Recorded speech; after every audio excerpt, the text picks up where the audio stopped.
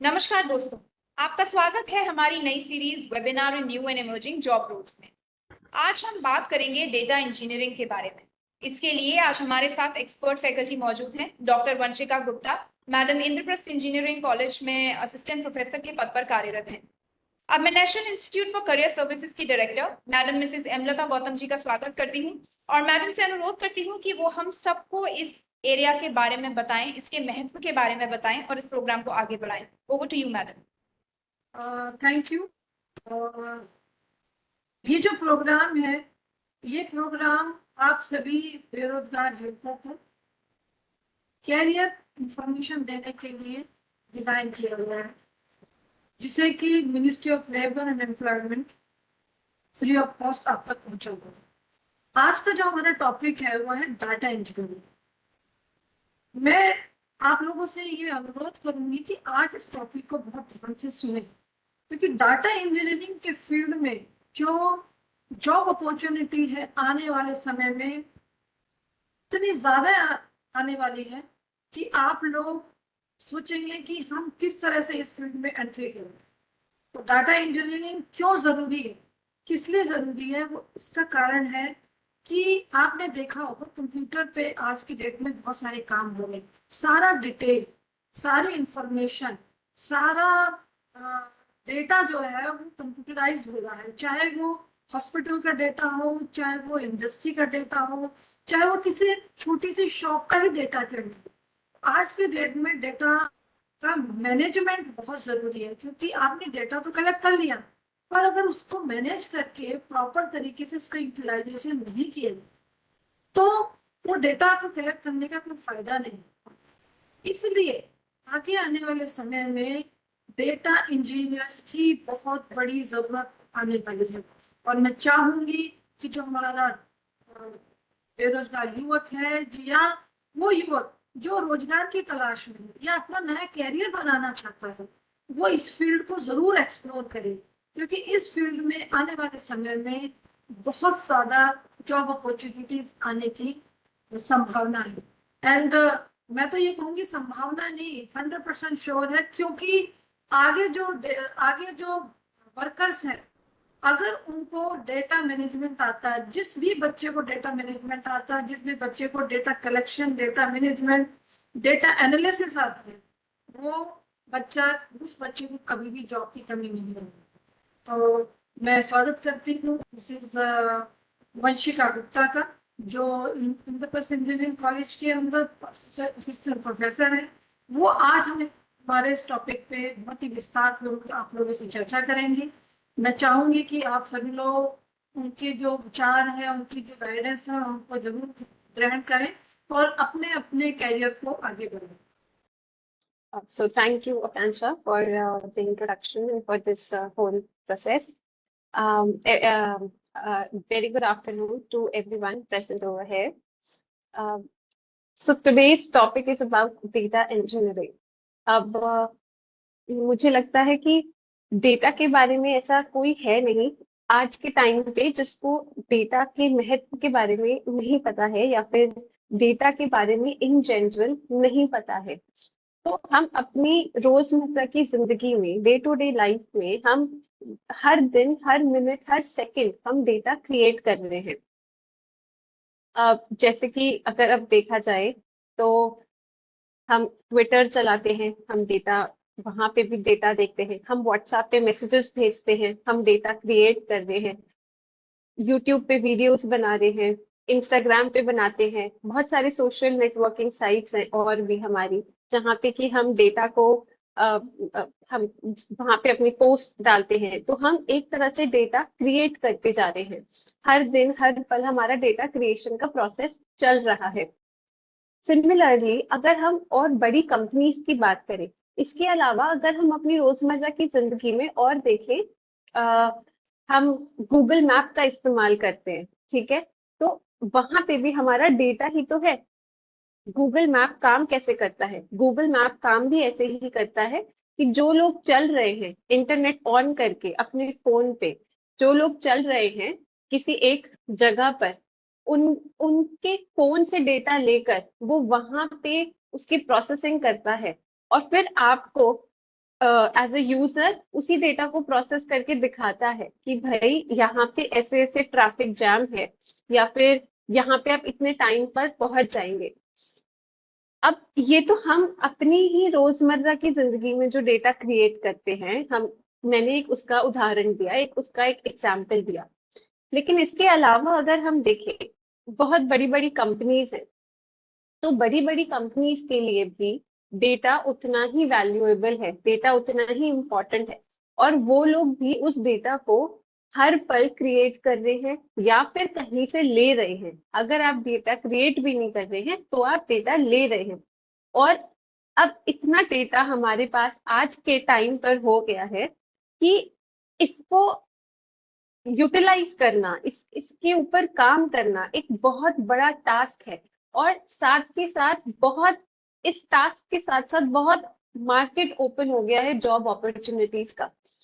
तो जैसे for example एक कपड़ा बनता है, ठीक है, आप मतलब एक कॉटन का कपड़ा हमने लिया। अब कॉटन के कपड़े की हमने डिजाइनिंग करी, पहले हमने सोर्स किया कि हमें वो कपड़ा कहाँ से लेना है, फिर हमने उसकी डिजाइनिंग करी, डिजाइन करने के बाद फिर हमने वो क्रिएट करा, ठीक है, हमने कोई एक पर्टिकुलर सूट हो गई या फिर कोई ड्रेस हो गई, हमने वो क्रिएट करी। क्रिएट करने के बाद अब हमने उसको मार्केट में दिया। अब जो भी लेता है, आप फॉर एग्जाम्पल अगर कोई कपड़ा खरीदते हैं, आपके लिए वो बहुत वैल्यूएबल पीस है, क्योंकि आपने कितना ढूंढ कर उस कपड़े को खरीदा है। फिर आप अलमारी में एक जगह बनाते हैं, स्टोरेज बनाते हैं, जहां पे आपको वो कपड़ा रखना है।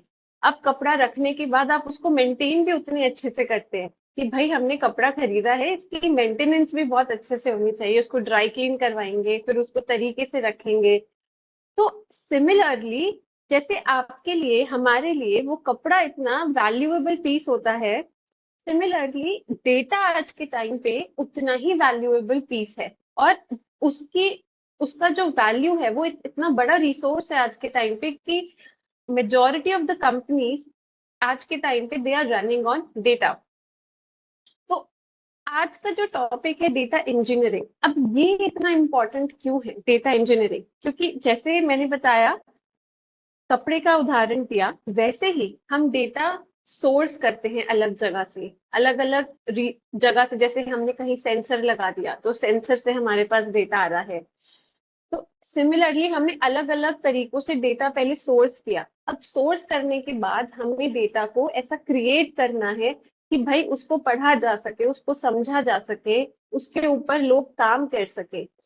उसको अब उसको क्रिएट करने के लिए हमें कुछ सिस्टम चाहिए, कुछ लोग चाहिए जो कि वहां पे डेटा को स्टोर करवा सके। डेटा ले तो लिया, अब हमें उसको स्टोर करवाना है, हमें वो जगहें बनानी है जहाँ पे डेटा को स्टोर करवाएंगे। स्टोर करवाने के बाद हमें डेटा को फाइनली आगे प्रोसेसिंग के लिए भेजना है। हमें एनालिस्ट चाहिए, हमें इंजीनियर्स चाहिए जो कि उस डेटा के ऊपर अब काम कर सके। तो अब मैं अपनी प्रेजेंटेशन शेयर करती हूँ ताकि और अच्छे से समझा सके।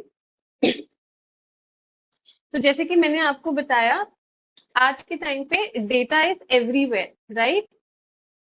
ठीक है, तो अभी हम देखते हैं कि डेटा हमारे पास हर जगह है। जैसे कि यहाँ पे मैंने मेंशन किया हुआ है कि एवरी सेकेंड हमारे पास 6000 ट्वीट्स ट्विटर पे आ रही हैं, नियरली 5 लाख के ऑलमोस्ट फेसबुक पे हर मिनट कमेंट्स आ रहे हैं, ठीक है। एवरी डे कंज्यूमर्स, जो पेपाल एक हमारा वेबसाइट है, वहां पर 11.5 मिलियन कंज्यूमर्स पेमेंट कर रहे हैं हर दिन। तो अगर हम देखें तो कितना ज्यादा डेटा हम हर मिनट हर सेकंड क्रिएट कर रहे हैं। अब आईबीएम के अकॉर्डिंग एवरी डे हम 2.5 क्विंटिलियन बाइट्स ऑफ डेटा, मतलब इतना डेटा तो हम क्रिएट कर चुके हैं, जो कि आज के टाइम पे जितना डेटा प्रेजेंट है उसका 90% ऑफ द डेटा हमने सिर्फ आज से 6 साल पहले, ये थोड़ा सा जो डेटा है ये वाला कुछ साल पहले का लाइंस है, तो आज से तकरीबन 6 से 7 साल पहले ही हमने जितना आज का डेटा हमारा प्रेजेंट है, हमने 90% ऑफ द डेटा सिर्फ आज से 6 साल पहले ही क्रिएट करा है। तो ये इतना डेटा आ रहा है, इसको हम नाम देते हैं बिग डेटा। और इस बिग डेटा पे जैसे जैसे ये डेटा बढ़ रहा है वैसे वैसे मार्केट में जॉब अपॉर्चुनिटीज भी बहुत ज्यादा बढ़ रही हैं। अब कैसी डिफरेंट जॉब्स हैं इस डेटा फील्ड से related? So there is data scientist, data analyst, data engineer, data architect, data story tailors.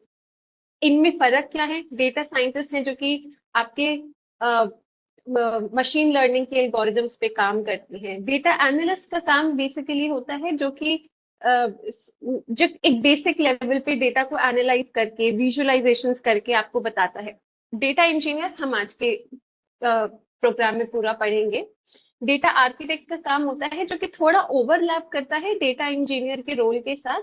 लेकिन डेटा आर्किटेक्ट का काम क्या होता है कि वो जैसे घर बनाना, एक आर्किटेक्चर का एक डिजाइनिंग देना घर को, वो आर्किटेक्चर का काम होता है। सिमिलरली डेटा को कैसे डिजाइन करना है, कहाँ पे कैसे उसको फॉर्मेट करना है ताकि वो इंजीनियर्स के लिए भी और डेटा पाइपलाइन में घुसने के लिए डेटा सही रहे।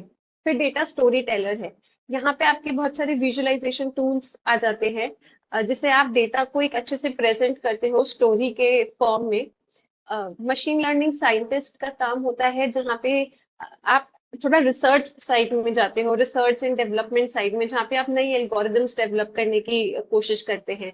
और मशीन लर्निंग इंजीनियर है जिसको बहुत अच्छे से मशीन लर्निंग के एल्गोरिदम्स वगैरह सब पता होनी चाहिए और उसके ऊपर वो काम करता है।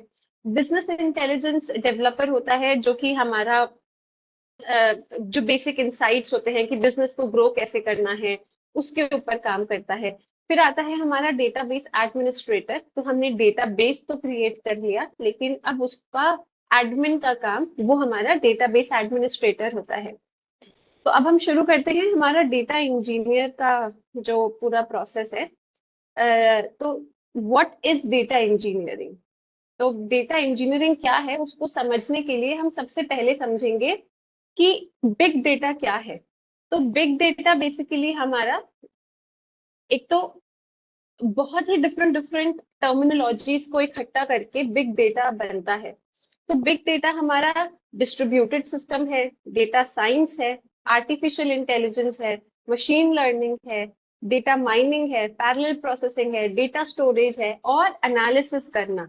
ये सब मिलकर ये हमारा डेटा को बिग बनाते हैं, बिग डेटा कहलाता है ये। और इसके साथ साथ हमारे पास तीन तरह की वैरायटी आ जाती है डेटा में: structured data, semi structured data और अनस्ट्रक्चर्ड डेटा। ये मिलकर हमारा एक बिग डेटा बनाते हैं। अब इतनी सारी चीजों को एक साथ करना, उसके लिए एक फील्ड है डेटा इंजीनियरिंग। जो उसका काम क्या होता है कि आपने सोर्स से डेटा ले लिया। अब सोर्स से डेटा लेने के बाद आपने उस डेटा को कलेक्ट करा। अब आप उसको स्टोरेज में डाल रहे हैं, मैनेज कर रहे हैं उस डेटा को, और आप कन्वर्ट कर रहे हैं रॉ डेटा को ऐसे इंफॉर्मेशन में जो कि काम आ सके और लोगों के लिए जो कि उस प्लेटफॉर्म पे काम करना चाहते हैं। अब वो और लोग कौन से हो गए? जैसे कि डेटा साइंटिस्ट हो गए, डेटा एनालिस्ट हो गए, बिजनेस एनालिस्ट हो गए। तो जो भी हमने और देखे, डेटा मशीन लर्निंग साइंटिस्ट हो गए, मशीन लर्निंग इंजीनियर्स हो गए। तो डेटा इंजीनियरिंग का एक बहुत मेजर रोल रहता है कि वो डेटा की एक पाइपलाइन बनाता है और बाकी लोगों के लिए, ताकि वो लोग डेटा पे काम कर सकें। अब हम एक बार देखते हैं कि ये कैसे चलता है। इम्पोर्टेंस मैं पहले ही बता चुकी हूँ। अब हम देखते हैं एक केस स्टडी से। डेटा इंजीनियरिंग की केस स्टडी समझते हैं आज, ताकि हम ये समझ सके कि हमको स्किल्स क्या क्या चाहिए इस पर्टिकुलर फील्ड में जाने के लिए, स्किल्स क्या क्या चाहिए और एक्चुअली में डेटा इंजीनियर का काम क्या होता है। तो फॉर एग्जाम्पल मान लीजिए कि आपकी कोई एक ई कॉमर्स की वेबसाइट है, ठीक है। हमें एक ई कॉमर्स की वेबसाइट को क्रिएट करना है। ई कॉमर्स की वेबसाइट यानी जैसे अमेजोन हो गए, मिंत्रा हो गए, तो हमें कोई एक और ई कॉमर्स की वेबसाइट को बिल्ड करना है। तो इनिशियल रिक्वायरमेंट्स क्या होंगी उस पर्टिकुलर वेबसाइट के लिए? एक तो हमें एक वेबसाइट चाहिए, ठीक है, जो सामने से दिखा सके, फ्रंट एंड इसको कहते हैं, जो सामने दिखाए कि क्या क्या डिस्प्ले हो रहे हैं, क्या क्या आइटम्स अवेलेबल हैं। एज अ यूजर मैं वो वेबसाइट को एक्सेस करूंगी। पर उस वेबसाइट पे जो डेटा आ रहा है, जो आप देख रहे हो सब कुछ, वो कहाँ से आ रहा है? वो पीछे से एक स्टोरेज सिस्टम है जिसे हम कहते हैं बैक एंड। तो मैं इसको थोड़ा बड़ा कर देती हूँ। तो ये पहला बॉक्स पे हम ध्यान देंगे, इस पहले बॉक्स पे। तो एक पीछे एक स्टोरेज सिस्टम है जो कि जिसको हम कहते हैं बैक एंड। वहां पर,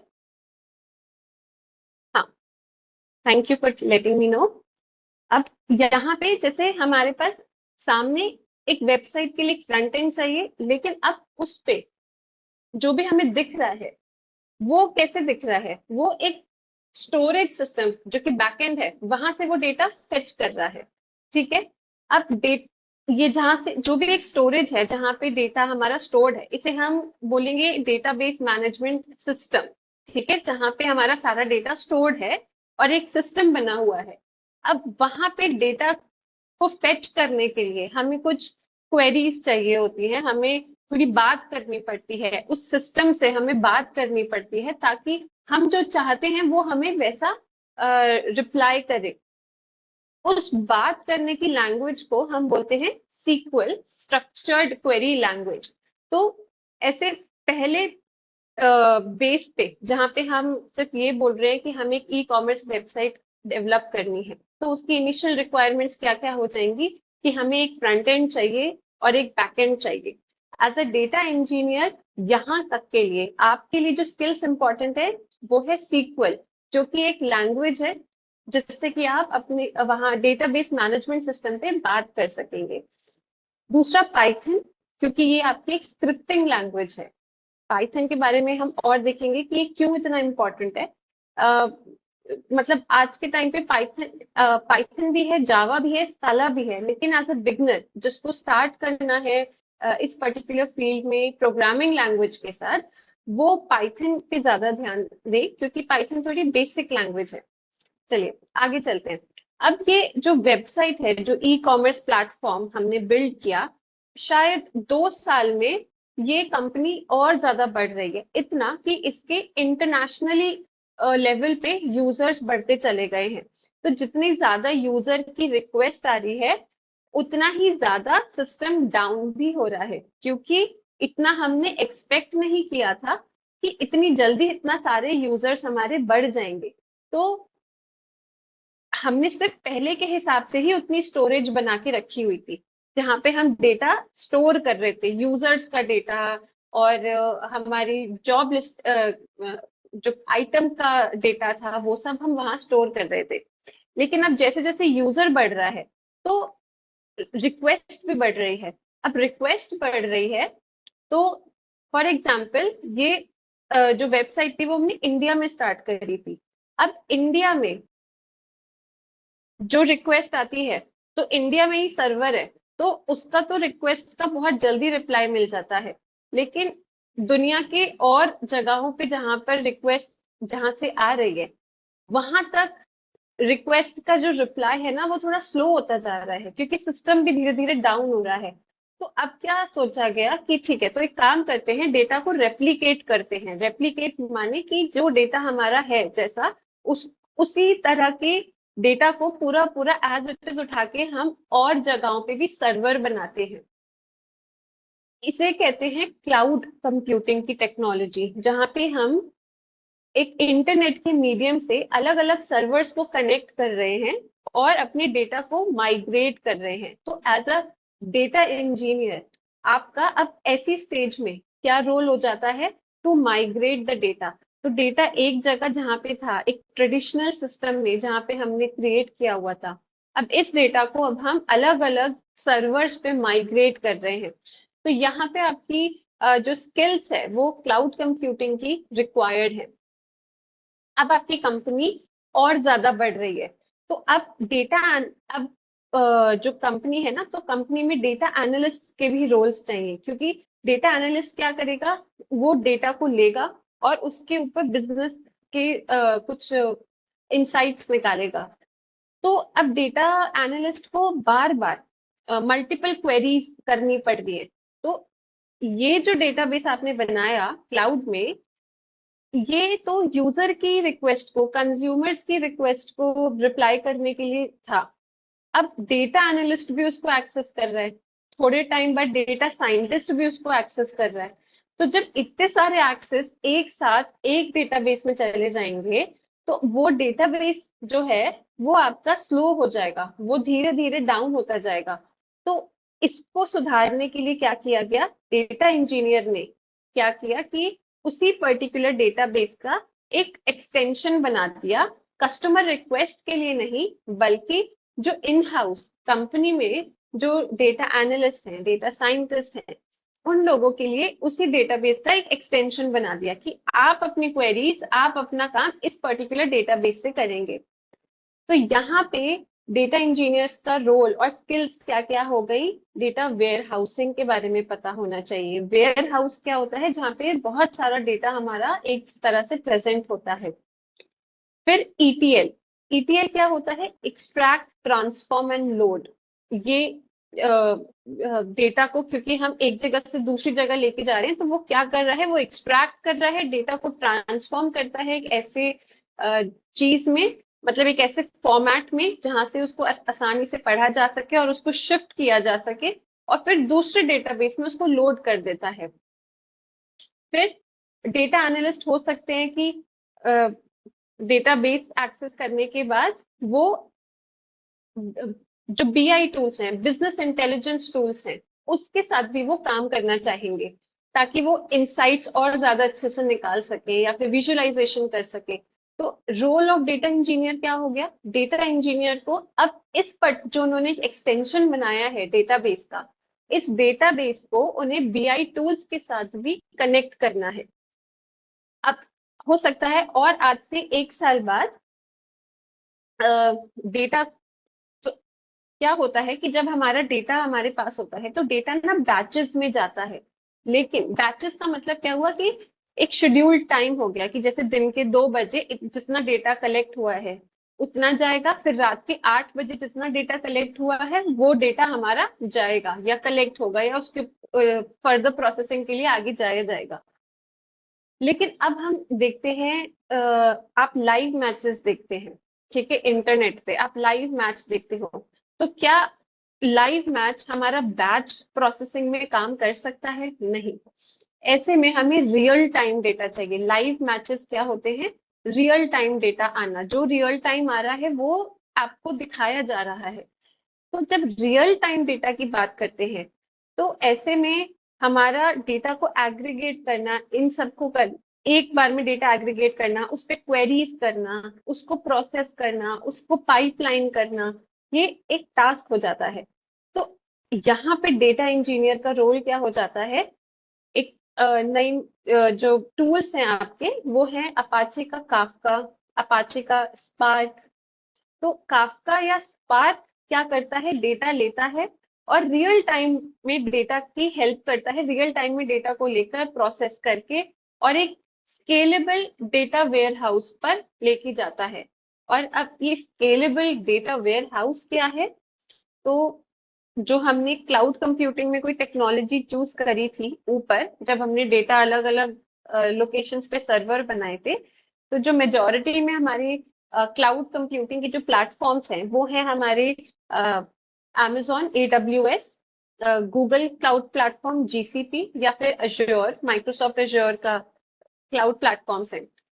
तो जो उनका डेटाबेस हमने लिया हुआ है उधारी पे, उधारी पे मतलब क्या होता है, क्लाउड हमारा उधारी पे काम करता है, हमें जितने टाइम के लिए जितना रिसोर्स चाहिए हम उसका पैसा देते हैं।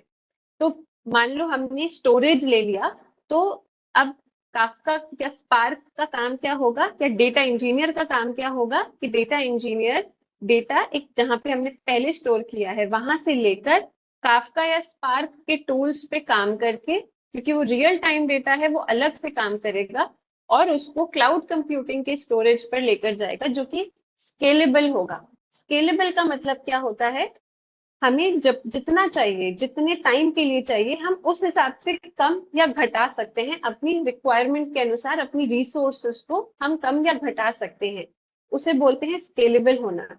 तो ये तो हो गया एक एक पार्ट। अब फॉर एग्जाम्पल मान लीजिए कि डेटा एनालिस्ट्स को या फिर डेटा इंजीनियर्स को ही कभी कभी डैशबोर्ड्स क्रिएट करने होते हैं, ठीक है, विजुअलाइजेशन टूल्स के साथ काम करना होता है, और हो सकता है वो डैशबोर्ड्स उनको रियल टाइम पे दिखाने, जैसे कि स्टॉक मार्केट है, तो स्टॉक मार्केट जो हमारा काम करता है वो रियल टाइम पे काम करता है। आप जो डैशबोर्ड्स देखते हैं स्टॉक मार्केट में, वो हमारा रियल टाइम पे काम कर रहा है। जैसे हल्का सा कुछ चेंज हुआ, आपको तुरंत दिख जाना चाहिए कि अच्छा ये ग्राफ यहाँ से यहाँ नीचे पहुंचा है या यहाँ से यहाँ ऊपर गया है।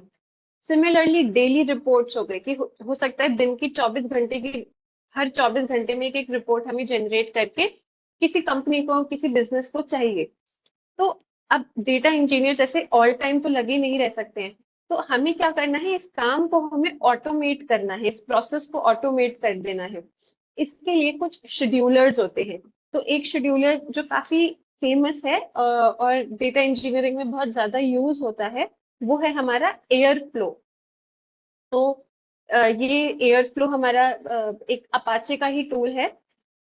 ये एक बेसिक एग्जाम्पल था हमारा डेटा इंजीनियरिंग के रोल का, जहाँ पे डेटा इंजीनियर्स एक केस स्टडी के थ्रू हमने देखा कि डेटा इंजीनियरिंग एक्चुअली में कैसे काम कर रहा है। अब हम आगे देखते हैं, क्योंकि हमें इस केस स्टडी के थ्रू एक बेसिक एक्सप्लेनेशन तो मिल गई है, तो अब हम देखेंगे कि एक्चुअली में क्या क्या स्किल्स हैं जिनकी रिक्वायरमेंट है फॉर एक डेटा इंजीनियर बनने के लिए। तो सबसे पहले तो हमें डीबीएमएस की एक जरूरत है। तो ये सारी लिंक्स यहाँ पे प्रेजेंट है। तो सबसे पहले तो हमें एक डीबीएमएस के सिस्टम के बारे में नॉलेज होनी चाहिए। तो एक database management system, this is from tutorialspoint.com which I find which is very convenient to read, बहुत कन्वीनियंट है समझने के लिए, आसान भाषा में लिखा हुआ है। फिर उस डेटाबेस मैनेजमेंट सिस्टम से बात करने के लिए हमें सीक्वल लैंग्वेज की जरूरत है। तो W3 स्कूल्स है, इस पे हम अपना ट्यूटोरियल्स बहुत अच्छे से प्रेजेंट है, छोटे छोटे फॉर्मेट्स में प्रेजेंट है। यहाँ पे हम जाकर सीक्वल लैंग्वेज पढ़ सकते हैं। अगर आपको थोड़ी हैंड्स ऑन प्रैक्टिस करनी है सीक्वल की प्रॉपर, मतलब जैसे कुछ चैलेंज वगैरह दिया हो जब आपने सीख लिया है, तो हम हैकर रैंक पे जाकर सीक्वल सीख सकते हैं। Then we have Python. तो पाइथन मैंने जैसे बताया ये एक स्क्रिप्टिंग लैंग्वेज है, प्लस डेटा साइंस या डेटा एनालिसिस की फील्ड में ये एक ना साइंटिफिक लैंग्वेज है, क्योंकि इसमें बहुत सारी लाइब्रेरीज हैं जो कि काफी कन्वीनियंट होती है यूज करना इस पर्टिकुलर डेटा साइंस में, जैसे नमपाई, पांडास। और पाइथन को समझना एज एन इनिशियल स्टेप में काफी सही है। तो ये दो ट्यूटोरियल्स की लिंक है जहां से हम पाइथन को भी अच्छे से सीख सकते हैं। एक हैकर रैंक है, हैकर रैंक में आप हैंड्स ऑन प्रैक्टिस अच्छे से कर सकते हो पाइथन की। फिर यहाँ पे ये एक पाइथन learnpython.org कर एक वेबसाइट है जहाँ पे पूरा अच्छे से एक्सप्लेनेशन है पाइथन फ्रॉम बेसिक्स, जहाँ से हम थ्योरी समझ सकते हैं पाइथन की। फिर है हमारा डेटा वेयर हाउस। तो ये एक यूडेमी का कोर्स है। मैं ये पीपीटी की लिंक थोड़ी देर में चैट बॉक्स में शेयर कर दूंगी, so that everyone can access all of the links present in this PPT.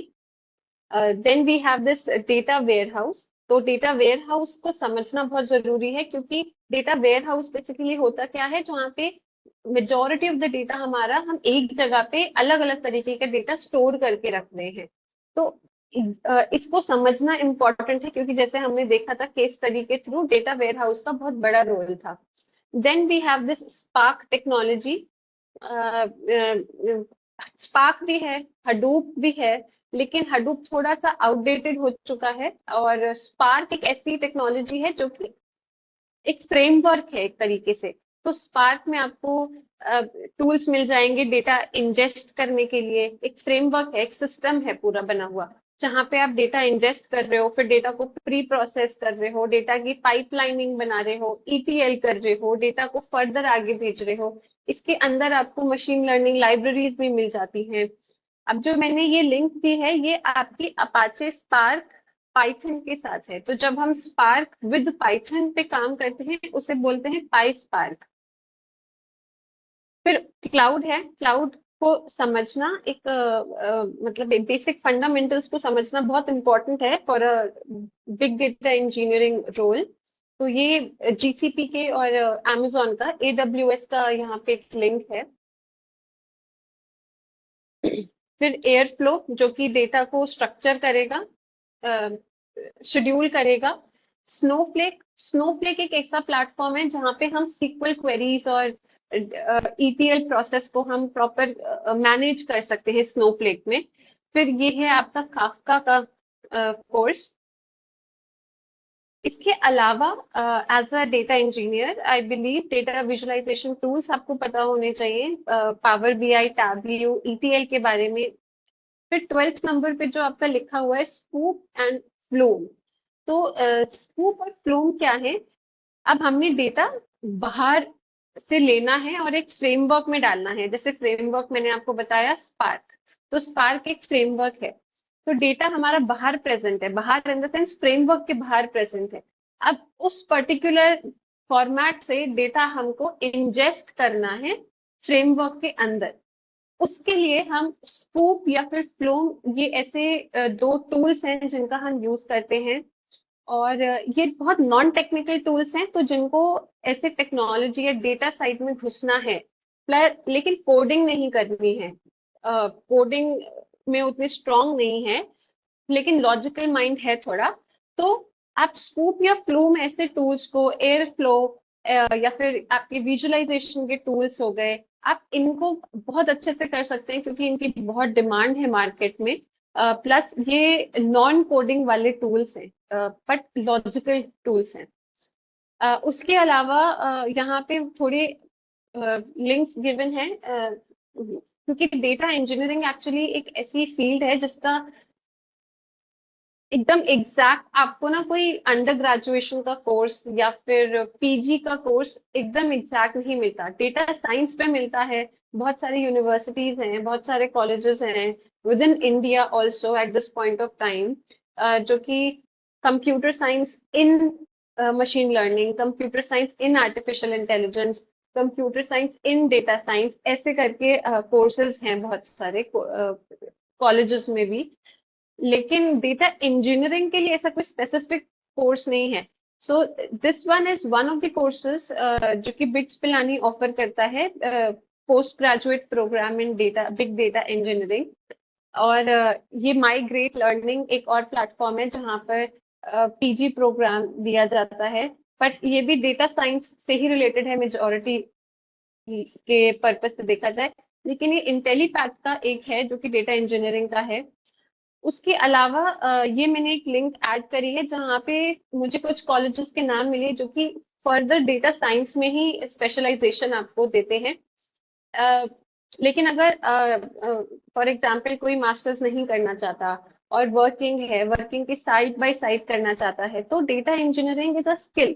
ये जो जॉब मार्केट है पूरा ही डेटा का जो जॉब मार्केट है ये पूरा स्किल बेस्ड मार्केट है। इट इज नॉट समथिंग कि जैसे डॉक्टर्स या लॉयर्स होते हैं उनके लिए आपको जाकर सब वहां पर लैब्स करना है या फिर वो नॉलेज बेस्ड फील्ड्स हो गई। लेकिन जो ये डेटा की पूरी फील्ड है ना, ये नॉलेज प्लस स्किल बेस्ड है। तो आप यहाँ पे ऑनलाइन बहुत सारे कोर्सेज मिलते हैं, सब मिलता है जिसमें कि हम जाकर फर्दर सीख सकते हैं, कोर्सेज ऑनलाइन कर सकते हैं। लेकिन इसका एक शेड्यूलिंग होना चाहिए कि जैसे फॉर एग्जांपल एक महीने में हमने SQL और पाइथन सीख लिया, नेक्स्ट महीने में हम अब आगे के टूल्स सीख रहे हैं, क्योंकि एक टाइम पे बहुत सारे टूल्स को एक साथ सीखना will be a little difficult. की रिस्पॉन्सिबिलिटीज देखते हैं। इसके लिए मैंने, एक मिनट में शेयर करती हूँ स्क्रीन। तो की रिस्पॉन्सिबिलिटीज देखने के लिए ना हम लिंक्डइन पे एक ये जॉब प्रोफाइल देखते हैं। तो ये अमेजोन की है, अमेजोन म्यूजिक जो एक एप्लीकेशन है, ये डेटा इंजीनियर की एक जॉब पोस्टिंग है। तो अगर अब हम यहाँ पे सबसे पहले देखें कि क्वालिफिकेशंस क्या क्या लेते हैं, तो आपको SQL के साथ एक्सपीरियंस होना चाहिए, डेटा वेयर हाउसिंग मॉडलिंग के बारे में पता होना चाहिए, ETL पाइपलाइंस के बारे में पता होना चाहिए। फिर आपको स्पार्क, SQL, स्काला या फिर हाइव के बारे में पता होना चाहिए। Hive is also one of the ways to interact with the database. फिर आपको स्क्रिप्टिंग लैंग्वेज पता होनी चाहिए, जैसे कि पाइथन हो गया। और प्रेफर्ड क्वालिफिकेशंस में उन्होंने लिखा है कि जो प्रॉपर स्पार्क है, स्पार्क फ्रेमवर्क के बारे में आपको पता होना चाहिए। अब अगर हम थोड़ी रिस्पॉन्सिबिलिटीज देखें कि क्या काम होगा, तो ये रोल रिक्वायर करता है कि आप डेटा और इंजीनियरिंग दोनों के क्रॉस सेक्शन पे काम करें। डेटा और एनालिटिकल टेक्निक्स के बारे में पता हो, कैसे इंसाइट्स निकालने हैं बिजनेस में और उसको बिजनेस की ग्रोथ में कैसे हमें कनेक्ट करना है, बिग डेटा पाइपलाइंस बनाना, ईटीएल के ऑपरेशंस करना, ये सब हमारी की रिस्पॉन्सिबिलिटीज होंगी। अगर हम कोई और देखते हैं जॉब, फॉर एग्जाम्पल एक और लिंक डाली थी, एक मिनट, जैसे ये Ben and company consulting company है, तो इसमें भी इन्होंने एक डेटा इंजीनियरिंग का रोल निकाला हुआ था। तो अगर हम यहाँ पे देखें तो की रिस्पॉन्सिबिलिटीज क्या होंगी कि हमें डेटा साइंटिस्ट के साथ कोलैबोरेट करना है, ठीक है, डिजाइन या हमें ऑटोमेटेड डिप्लॉयबल सॉल्यूशंस बनाने हैं, टूल्स क्या यूज करने हैं जैसे एयरफ्लो, ठीक है। फिर डेटा साइंस के एप्लीकेशंस के लिए हमें डेवलप करना है, मेंटेन करना है फ्रंट एंड के इंटरफेसेस को, डेटाबेस सॉल्यूशंस में डिजाइन या फिर उसके इम्प्लीमेंटेशन में हेल्प करनी है, डेटा पाइपलाइंस बनाने हैं, पाइथन बेस्ड मॉडल्स पे काम करना है। यहाँ पे अगर हम इसकी क्वालिफिकेशंस देखें, रिक्वायरमेंट क्या क्या है, तो या तो मास्टर्स हो या फिर कोई एडवांस डिग्री हो, और नहीं भी है तो प्रैक्टिकल एक्सपीरियंस, आप जो भी सर्टिफिकेशंस करते हैं वो भी चल जाता है। फिर आपके पास पाइस्पार्क की नॉलेज हो, गिटहब हो, तो गिटहब एक ऐसा ओपन सोर्स प्लेटफॉर्म है जहाँ पे हम प्रोजेक्ट्स बना के डाल सकते हैं, उसके वर्जन कंट्रोल्स के बारे में हमें पता होना चाहिए। फिर स्नोफ्लेक हो गया, पाइथन बेस्ड सॉल्यूशंस हो गए, यहाँ पे भी आपका एयरफ्लो लिखा हुआ है। तो ये सब हमारे एक तरह से की रिस्पॉन्सिबिलिटीज हो गई कि अगर हम डेटा इंजीनियरिंग के रोल में जाते हैं। उसके अलावा अगर हम प्रैक्टिकल एक्सपीरियंस की अब बात करते हैं कि कैसे हम प्रैक्टिकल एक्सपीरियंस इसमें और अच्छे से ले सकें, तो अगर अब हम प्रैक्टिकल एक्सपीरियंस की बात करते हैं तो यहाँ पे इंटर्नशिप्स हो गए, ठीक है, आप इंटर्नशिप्स में अप्लाई कर सकते हैं जो कि आपको हैंड्स ऑन एक्सपीरियंस देगा। रियल वर्ल्ड के डेटा प्रोजेक्ट्स पे काम कर सकते हैं। Lot of YouTube videos are present जहाँ पे आप एक बार टूल्स को एक बार समझ लें, थोड़ा बहुत भी नॉलेज ले लें, तो end to end projects YouTube videos में भी प्रेजेंट हैं जो कि सारे टूल्स का इंटीग्रेशन करके आपको एंड टू एंड प्रोजेक्ट्स बनवाते हैं। You can add that as well in your portfolio. Entry level की पोजीशंस की बात करें तो हमारे डेटा एनालिस्ट हो गया, जूनियर डेटा इंजीनियर हो गया, आप एक बार इन रोल्स में घुसते हो तो you can learn on the job सारी चीजें। सैलरी इनसाइट्स की बात करें तो अगर स्टार्टिंग में अगर देखा जाए तो मुझे लगता है 3 या 4 लाख तक की भी एक नौकरी लगती है जूनियर डेटा इंजीनियर की। अब बहुत ज्यादा से ज्यादा है तो 6 या 12 लाख की भी एक एवरेज लेके चले तो जूनियर डेटा इंजीनियर की नौकरी इतनी सैलरी पे लगती है। फिर मिड लेवल डेटा इंजीनियर का कुछ 12 to 25 लाख का पैकेज हो जाता है, सीनियर डेटा इंजीनियर का कुछ 25 to 45 लाख का पैकेज हो जाता है पर एनम का। So it's a very lucrative field, बहुत अच्छी फील्ड है अगर आपको इसमें अच्छा लगता है डेटा के साथ इस तरह से काम करना। तो प्लस कोई डेटा साइंटिस्ट है ऑलरेडी, कोई इस फील्ड में घुसा हुआ है डेटा रिलेटेड, तो even that person can do lot of certifications क्योंकि वो ऑलरेडी डेटा की चीजों से वाकिफ है और उसको अच्छे से पता है डेटा की थोड़ी बहुत चीजों के बारे में। तो सर्टिफिकेशंस करके वो भी डेटा इंजीनियरिंग के रोल में जा सकता है आसानी से। To get a job in this particular field या फिर in any particular field, I believe कुछ चीजें, 3 चीजें होती हैं, मैंने 2 ही मेंशन करी हैं। एक तो पोर्टफोलियो बिल्ड करना, नेटवर्किंग करना, और तीसरा एक हमारी खुद की इमोशनल इंटेलिजेंस और पर्सनालिटी डेवलप करना। तो पोर्टफोलियो और नेटवर्किंग पे बात करते हैं। पोर्टफोलियो बिल्ड करने के लिए आप ओपन सोर्स प्लेटफॉर्म से पे काम करें। गिटहब एक ऐसा बहुत अच्छा प्लेटफॉर्म है जहाँ पे आप अपना काम दिखा सकते हैं। आप जो भी प्रोजेक्ट्स बनाते हैं वो वहां डाल सकते हैं, उसकी लिंक अपने लिंक्डइन पे डाल के रखें, अपने रेज्यूमे में डालें गिटहब की लिंक। प्लस कुछ प्रोफेशनल नेटवर्क्स हो गए जैसे लिंक्डइन वगैरह है, इनको ज्वाइन करिए। लिंक्डइन की लिंक, अपनी प्रोफाइल की जो लिंक्डइन की लिंक है उसको अपने रेज्यूमे में भी डालिए। फिर नेटवर्क करिए। Networking is a great great source of जहाँ से हम लोगों के साथ इंटरेक्ट कर सकते हैं और लोगों के एक्सपीरियंसेस भी ले सकते हैं। तो उसके लिए कॉन्फ्रेंसेस या वेबिनार्स अटेंड करें। अगर ऑफलाइन मिल सकती है तो वेल एंड गुड, नहीं तो ऑनलाइन भी करें। जितनी भी इस पर्टिकुलर फील्ड में ट्रेंड्स या टेक्नोलॉजीज हैं आप उनके साथ मतलब अपडेटेड रहें, क्योंकि सिर्फ डेटा इंजीनियरिंग नहीं, आज के टाइम पे मुझे लगता है हर एक फील्ड में डेटा का रोल आ चुका है। तो specially for the computer science side, आप टेक्नोलॉजी इतनी जल्दी एडवांस हो रही है कि कोई भी एक फील्ड हो वहां पे कंप्यूटर साइंस या डेटा का रोल घुसता ही जा रहा है।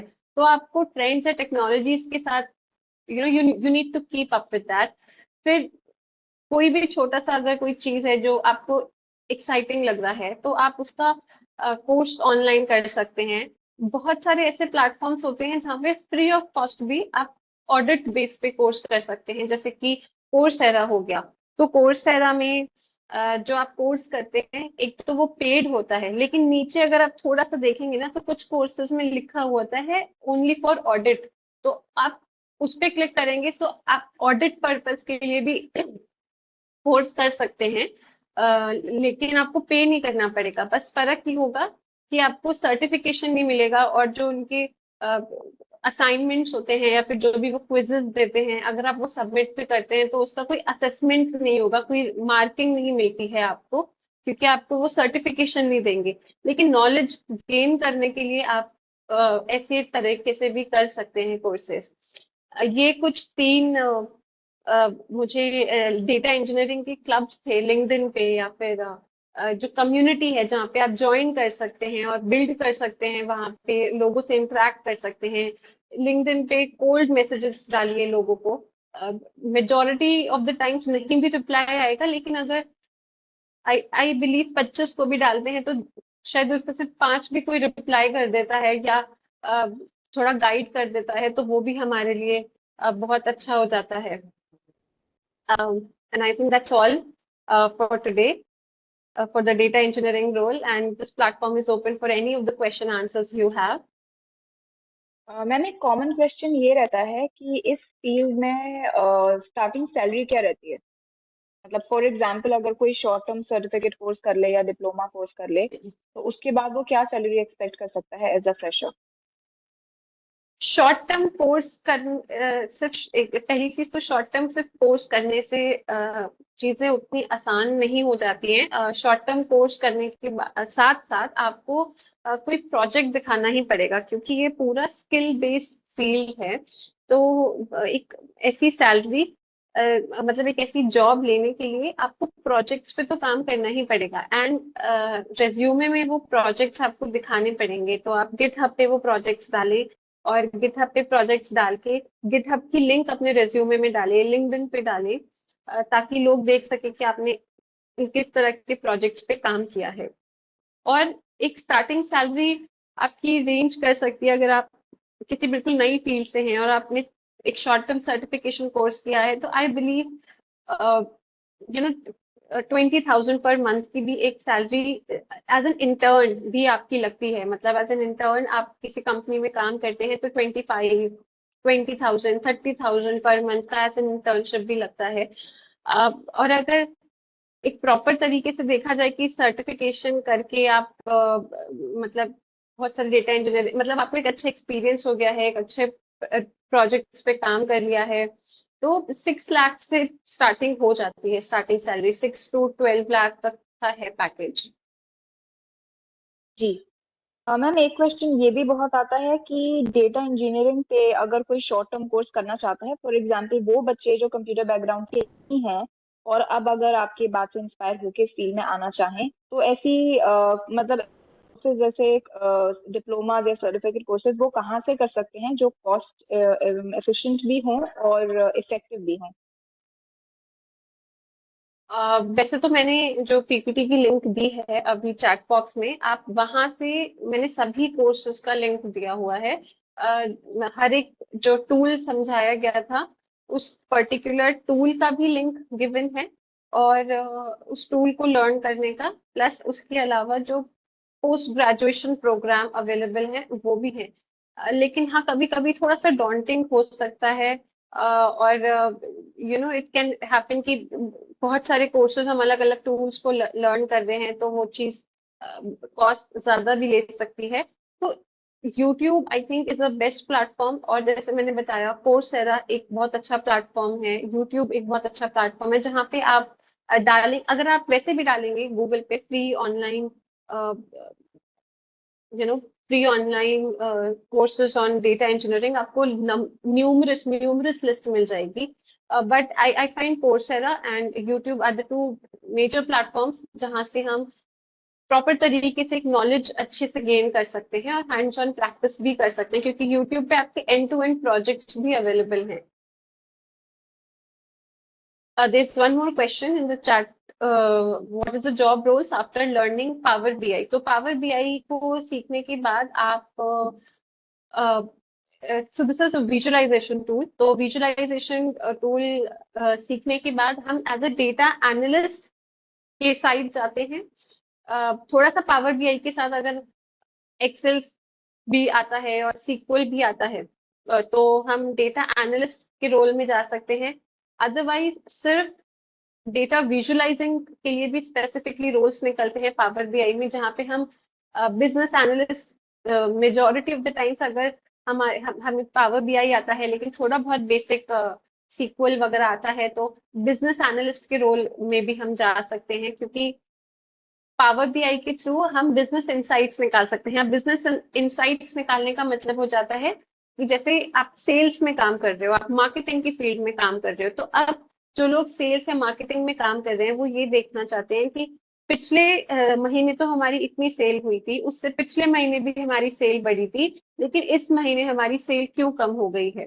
तो ये पावर बीआई के थ्रू ना एक स्टोरी बनाई जाती है, डेटा लिया जाता है, डेटा से फिर वो पूरी स्टोरी क्रिएट करी जाती है कि क्या क्या फैक्टर्स हैं डिफरेंट डिफरेंट जो कि हमारे सेल्स को कम कर दिया है। तो power BI is a generic tool जो कि अलग अलग फील्ड्स में आप लेके जा सकते हो। तो बिजनेस एनालिस्ट आई थिंक वो एक सबसे प्रेफर्ड रोल हो जाता है after learning power BI. Plus आज के टाइम पर डेटा स्टोरी टेलर अपने आप में एक अलग रोल है, जहाँ पे डिजाइनिंग अगर किसी को आती है, कोई डिजाइनिंग की फील्ड से है, तो डिजाइनिंग के साथ साथ आप थोड़ा सा ये एनालिटिक्स सीख लेते हैं, तो एक डेटा स्टोरी टेलर अपने आप में एक अलग फील्ड है आज के टाइम पे। जी मैम, क्वेश्चंस तो हमारे पास इतने ही थे। थैंक यू सो मच कि आपने इतना, आपका सेशन बहुत अच्छा था, बहुत इंसाइटफुल सेशन था आपका, एंड आई एम श्योर जितने लोगों ने ज्वाइन किया वो सब इससे बेनिफिट करेंगे। सारी क्वेरीज को आपने अच्छे से रिजॉल्व किया, और एक्चुअली मेरे हिसाब से क्वेश्चंस इसीलिए भी ज्यादा नहीं आ रहे हैं आज, क्योंकि आपने सब कुछ सेशन में ऑलरेडी क्लियर कर दिया है, प्लस आपने लिंक वगैरह भी दे दिया है जो कि जितने भी पार्टिसिपेंट्स हैं उनको बहुत फायदा होगा उससे। एंड आपने अपना समय दिया उसके लिए बहुत बहुत शुक्रिया। और पार्टिसिपेंट्स हैं जो आज कनेक्टेड हैं, मैं उनको भी थैंक यू बोलना चाहती हूँ कि आप लोगों ने ज्वाइन किया, जिससे हमारा आज का वेबिनार सक्सेसफुल हुआ, एंड आई एम श्योर सबको इससे बहुत बेनिफिट होगा। Thank you so much ma'am. Thank you everyone. Thank you for having me. Thank you everyone.